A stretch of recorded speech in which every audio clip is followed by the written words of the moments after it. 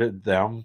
He wrote the Pentateuch, but to the mistakes are not in what he wrote because God told him what to write.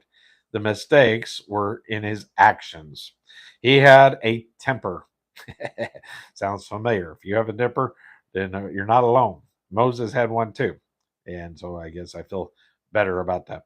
And one time when God told him to speak to the rock, he hit it instead. And so I guess there's going to be consequences to my anger. It was wrong because that rock pictured Christ and Christ's work for us. Many years earlier, God had instructed Moses to smite the rock. See Exodus chapter 17 and verse 6. And once smitten, it need not be smitten again. Christ was smitten once for us, and it was not necessary for him to be smitten again. So Moses ruined the type by striking it twice. But Moses, maybe that's why Jesus had to get beaten with the hot fist, and then he was beaten with the cat of nine tails, and then he was crucified. So maybe he wouldn't have had to endure as much if Moses hadn't beaten him twice. Anyway, sorry. But don't mean to be irreverent. But Moses lost his temper. He did not know the implications of what he was doing when he smote the rock the second time.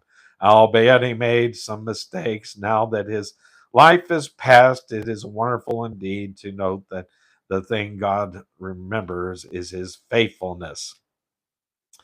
Faithfulness is the thing which the Lord Jesus will consider his own, which will commend his own. Well done, thou good and faithful servant. Matthew chapter 25, verse 21. Regardless of who you are or what work the Lord has given you to do, we are to be faithful. I once held meetings for a wonderful preacher. He did not play golf, but since his assistant did, his assistant took me out to play golf. While we were playing, he took the opportunity to tell me how he was unfaithful to the pastor. He made little dirty digs about the man and said things he would not have said had he been faithful to the pastor for whom he was working. He was disloyal to him. The following day, he said to me, I have made arrangements for us to play at a certain golf course. I said, I'm sorry, but I won't be able to uh, go out today. And I never play golf with that man again. The next time I went back to the church, the assistant pastor was gone. I asked the pastor about it. He told me that man got us in a lot of trouble. We found out he was very disloyal.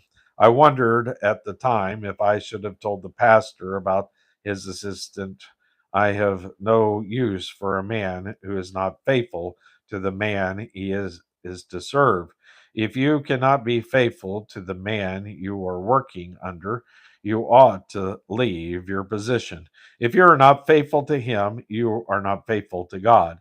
If you are like that, and I especially think of pastors when uh, you are a man, let's see, then you are a man that cannot be trusted. I would never trust a man as an assistant pastor under any circumstances. That assistant pastor wrote me a letter and wanted me to recommend him to a church.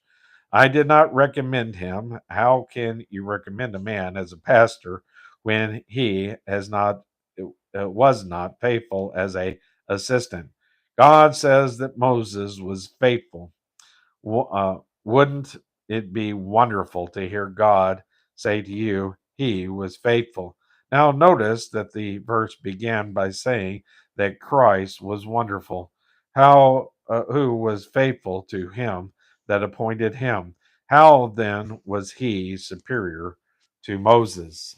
And that concludes that section. Now we're going to move on we're going to get to move along here